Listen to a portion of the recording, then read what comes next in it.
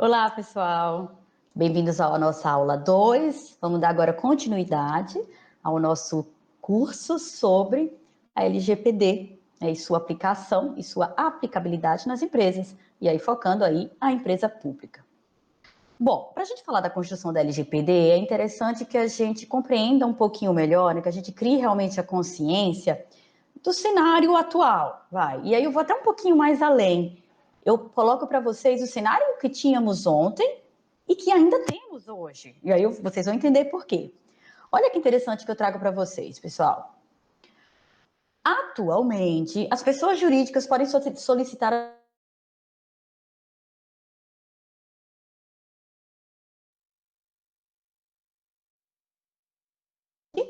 uma série de dados que muitas vezes não tem a menor relação com a finalidade da empresa. Então tá lá, você faz um cadastro no site porque você quer acessar um conteúdo específico, ou você quer divulgar uma vaga de emprego, ou você quer procurar uma vaga de emprego, ou você quer comprar um determinado produto, enfim, são todas as possibilidades, não é mesmo? E aí a empresa vai lá e você tem que fazer um cadastro, porque ela precisa saber quem é você, onde você está, quais são as suas condições, o que você precisa, enfim. Até aí tudo bem. Mas engana-se quem pensa que esses dados são depositados apenas no Big Data daquela empresa. É cruel falar sobre isso, mas é uma realidade, né, que existe e que talvez alguns já tenham tido algum tipo de problema, tá? Porque muitas vezes os dados que nós compartilhamos com aquela empresa, que a gente estava pensando em uma coisinha só, né, das notícias, de um produto, de um serviço, enfim, eles podem ser comercializados sem a nossa autorização. E isso não é um achismo meu, tá, gente? Não é algo que eu penso, não. Já tivemos várias comprovações de que isso acontece e aconteceu, tá? E aí acaba gerando uma série de incômodos, né? Aquela minha vontade de ficar sozinha, né? O direito de não ser incomodado, acaba se perdendo muitas vezes aqui. Porque se os meus dados são comercializados com alguém que eu não autorizei, que eu não tenho interesse, eu vou ser incomodado em algum momento. Então, malas diretas, spams, telefonemas, uma série de contatos realizados por empresas que você nunca viu, nunca ouviu falar, né? Demonstrando qualquer tipo de informação, apresentando qualquer tipo de produto ou serviço, pode chegar até você e incomodar, e afetar um pouquinho a sua privacidade, né? Porque é uma forma de violação, né? Se alguém que eu não quero que ligue para mim, que eu não tenho interesse que ligue para mim, ela passa a ligar para mim, espero que vocês não tenham passado por isso, mas acho pouco provável, de ligar às vezes para a gente de forma constante, irritante. É só a gente pensar nos telemarketings por aí afora, né, gente? Mas isso acontece. Então, isso não é uma coisa de ontem e agora com o surgimento da lei isso não acontece mais. Porque o fato, né, a nossa realidade é que as empresas ainda não estão adaptadas, ok? Olha que interessante as informações aqui agora. Aumento dos ataques em 2020. Porque além da falta de adequação por parte de algumas empresas, nós ainda corremos um outro risco, que são os ataques cibernéticos, né? E aí pensando na parte mais virtual mesmo. Por exemplo, a Pvida sofre ataque cibernético e teme vazamento de dados cadastrais de clientes. Cato tem vazamento de dados. Hospital Sírio-Libanês diz que foi alvo de ataque de hacker. Twitter notifica clientes corporativos sobre risco de vazamento de dados pessoais. Então, se tem um risco aí, teve uma falha no sistema de segurança, tem alguma coisa aí que precisa ser revista, que eles já devem estar revendo, né, na época, mas que precisa ser comunicado aos clientes. E até mesmo um erro de atualização expondo dados de usuários do iFood. Imagina, gente, são os nossos dados aí dentro, né? De tantos lugares aqui que possivelmente vocês possuam dados. Mas tem mais. Mãe encontra currículo da filha usado como etiqueta em loja do interior de São Paulo. Isso, né, o currículo, naquele currículo tem dados, não é só o digital, é o físico também. 350 empresas brasileiras já vazaram dados de usuários na internet. Isso em 2020, só em 2020. Notícia que saiu aqui em setembro. Após denúncia do IDEC, INSS admite vazamento de dados de aposentados. Vocês conseguem imaginar as possibilidades de prejuízos que isso pode acarretar para as pessoas, para os aposentados? É uma dimensão gigantesca de possibilidades, né? Então, é muito sério quando a gente perde os dados, quando a gente é hackeado, ou quando a gente não tem um sistema de segurança adequado. E tudo bem, gente, não existe realmente nenhum sistema seguro, mas as empresas precisam tratar melhor esses dados para que haja um maior cuidado e aí diminuir o risco, né? Que é algo que a gente está trabalhando tanto no setor público nos últimos tempos, vou colocar assim, né? Que é a gestão do risco, a mitigação do risco, a redução do risco, até mesmo a eliminação do risco, ok? Cliente se revolta com a empresa que utiliza currículos como embalagem. Olha, gente, que fofo, né? A empresa ambientalmente responsável, reutilizando papel. Bacana, mas reutilize o papel correto. Ou exclua, ou coloque uma tarja nos dados. Enfim, encontre uma forma de não expor os dados das pessoas que enviaram currículos para a sua empresa.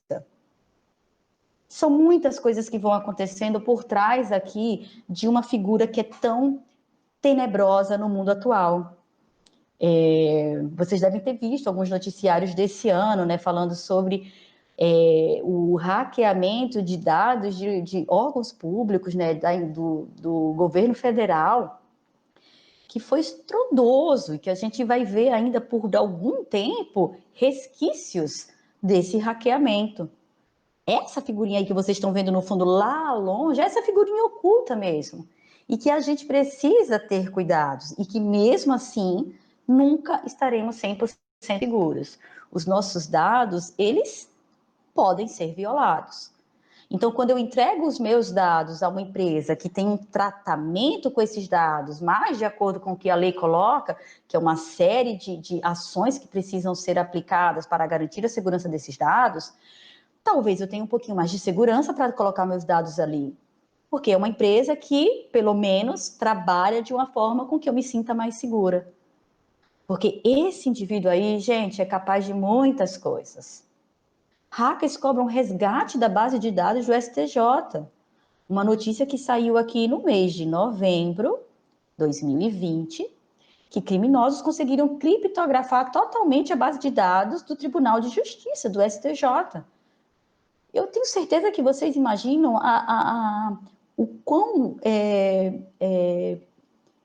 perigoso é isso, né? Foi isso e é isso. Porque existem dados, existem informações ali que são realmente sigilosas e que estão à mercê de um indivíduo que faz qualquer coisa por dinheiro. E aí eu falo porque outras notícias surgiram que o hacker acabou pedindo aí resgate, né? Um valor, ele colocou um valor específico para que aqueles dados sejam colocados de volta, né? Que sejam entregues, né? Que sejam devolvidos para os donos. Outros órgãos nessa mesma época, a gente também sofreram tentativas de ataques por hackers. Foi um dia, vou colocar, foi uma semana que, não em tom de brincadeira, mas parecia realmente uma guerra cibernética. Estávamos sendo invadidos. Até algumas informações, algumas notícias, depois a gente vai ver a veracidade de cada notícia, né, quando o tempo for passando, mas surgiram várias notícias falando que os hackers foram encontrados na Europa, que na verdade, não era um hacker, né, era uma quadrilha, enfim, várias coisas foram sendo ditas, que aí com o passar do tempo a gente vai vendo o que é fake news e o que não é, mas de fato, os dados foram hackeados. Tá? E aí, quando aconteceu isso, que outros órgãos começaram a ter tentativas de invasão, aí já vem uma notícia aí do governo federal que acabou também nos afetando, porque acaba afetando todo mundo. E aí recebemos esse e-mail no dia 5 de novembro da nossa Superintendência de Tecnologia da Informação, orientando, né, informando e orientando a melhor forma da gente se proteger, que é também uma responsabilidade da nossa universidade como empresa pública responsável por dados, né? Então, eles colocaram, ó, vários órgãos do governo federal vêm sofrendo ataques cibernéticos que impactam na segurança dos dados. Em função disso, e por determinação do governo federal, porque aí realmente também veio de cima uma preocupação, né, uma orientação para todos os órgãos, né, medidas de segurança que estão sendo tomadas para proteger a rede de dados da UFES. Dentre as medidas adotadas, a que afeta diretamente os usuários, docentes, servidores e discentes, está suspensão de todo acesso remoto e computadores de rede da UFES.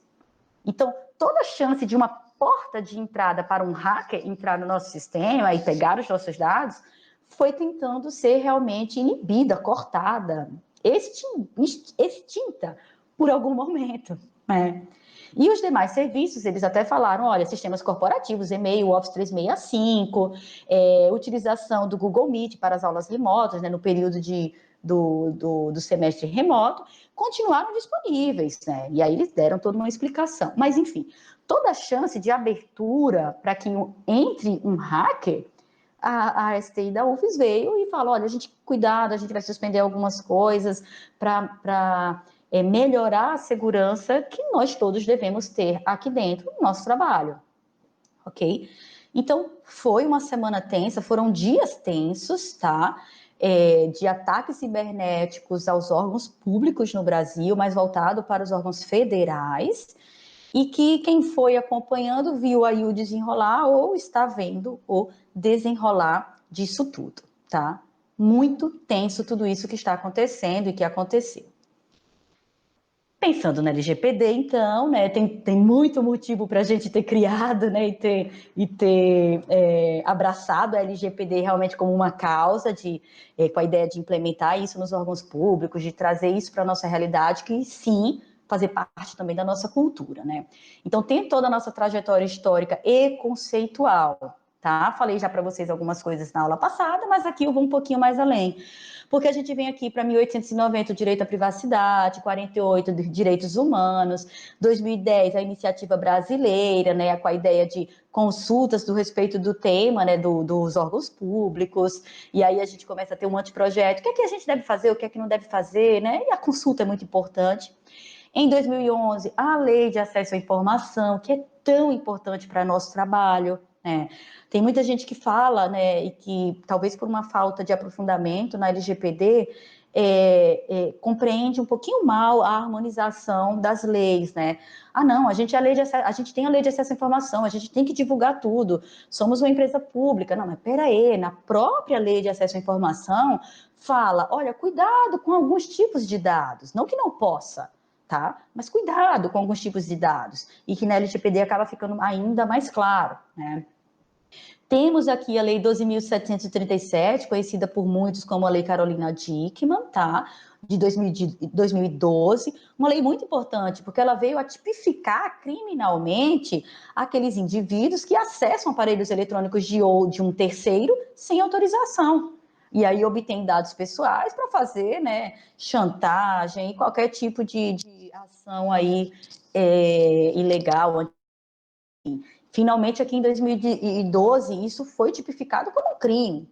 Isso é maravilhoso para poder punir esses criminosos, não é? E em 2014 tivemos aqui a lei do Marco Civil, que nós comentamos também na aula passada, focando aí na parte virtual, né, na internet, enfim, né?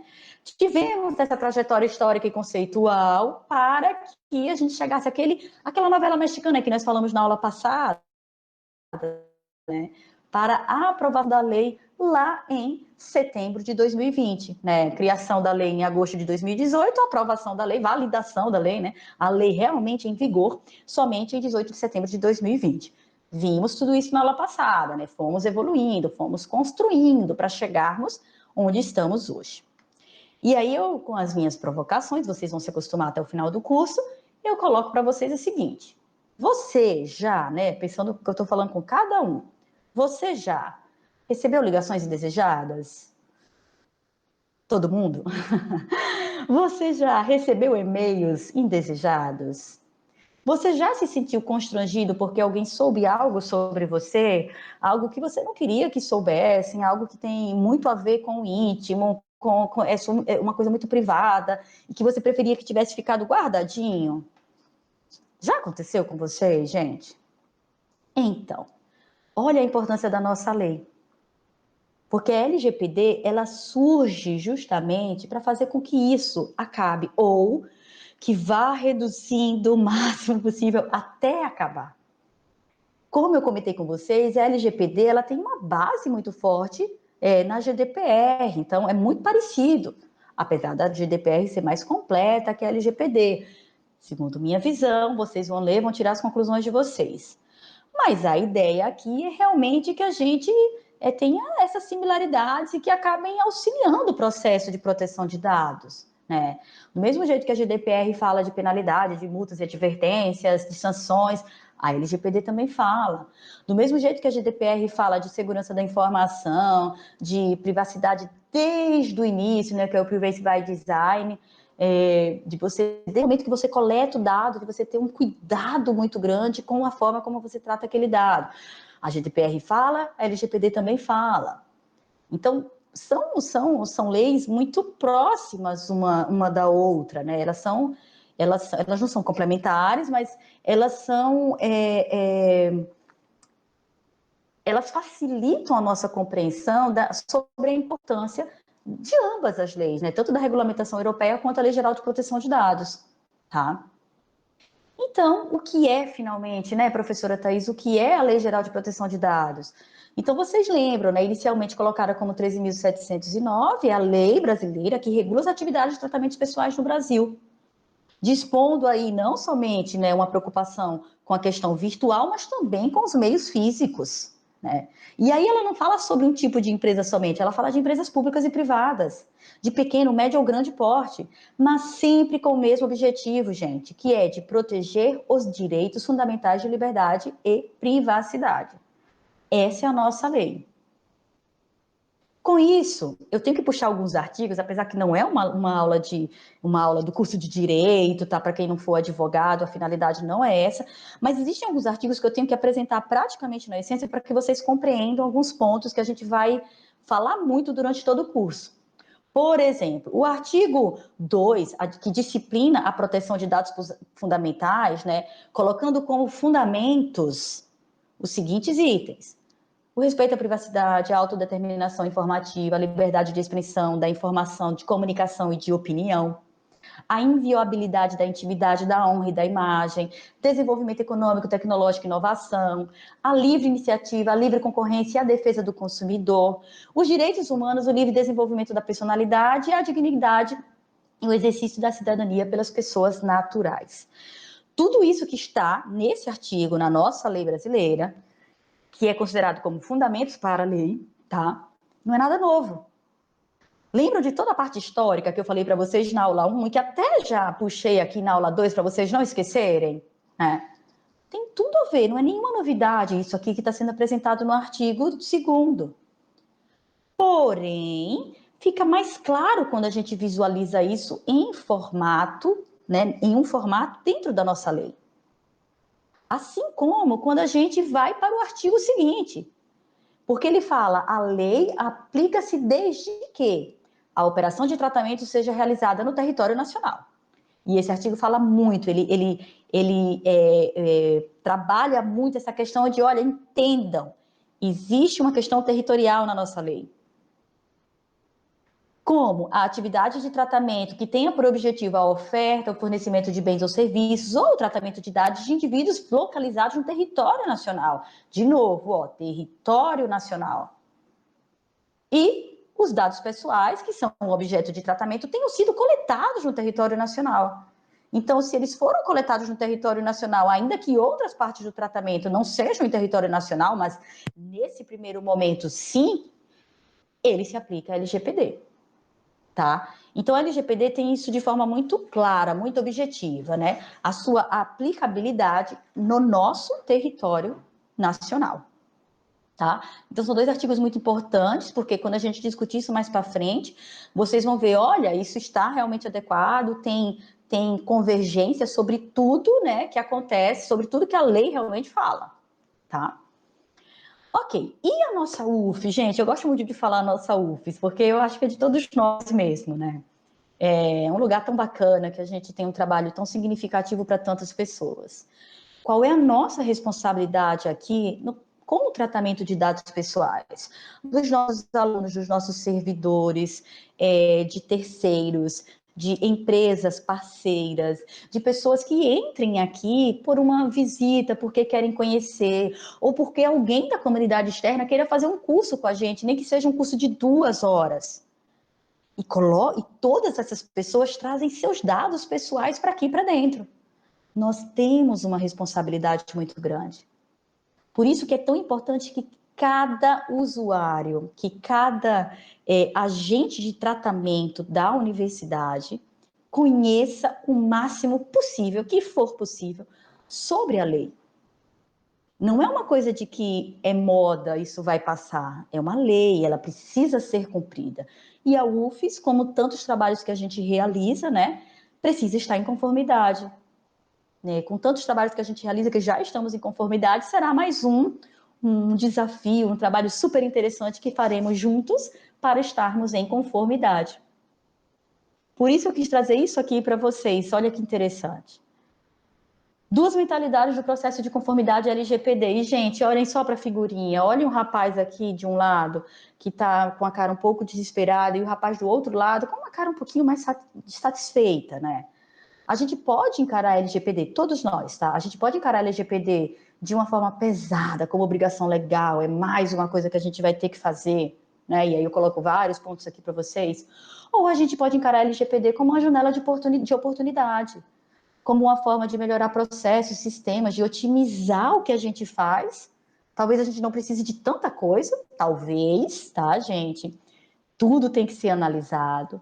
A gente pode analisar isso como uma oportunidade também para um processo de inovação, ou uma oportunidade de aumentarmos a segurança,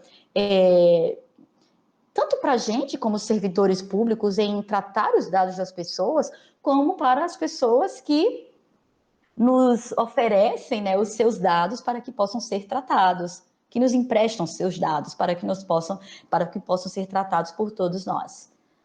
E aí eu vou jogar realmente para vocês essa provocação. Qual a mentalidade desse processo que você está tendo?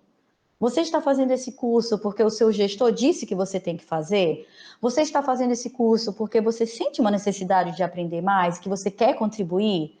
Qual o motivo que te levou a fazer esse curso? Tá. Vamos imaginar que o seu gestor tenha dito para você: faça o seu curso, faça, é importante que você saiba, você vai contribuir, etc, etc. Né? Ainda que tenha sido por causa disso. É uma grande conquista para a nossa sociedade. Ter LGPD como uma lei que protege os dados e que nos orienta como profissionais, né, a utilizar esses dados, é algo muito benéfico para todos nós.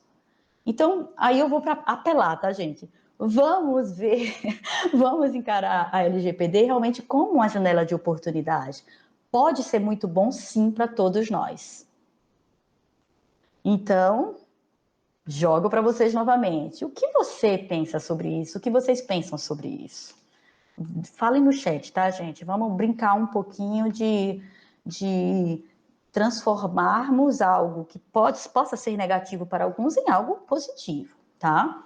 O que você pensa sobre isso? Vamos encarar como oportunidade? Coloquei aqui como questionamento, mas é claro que eu não vou me contentar com um questionamento, né, gente? Eu afirmo para você, gente, vamos encarar como oportunidade. Vamos encarar como oportunidade. Pode ser muito bom para todos nós. Vai ser muito bom para todos nós.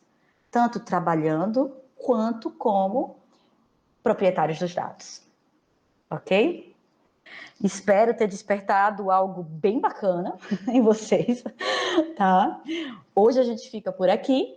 Na próxima aula a gente se aprofunda um pouquinho mais na lei e vai se aprofundando até ficar o mais claro possível para todos nós. Ok? Até mais. Tchau, tchau.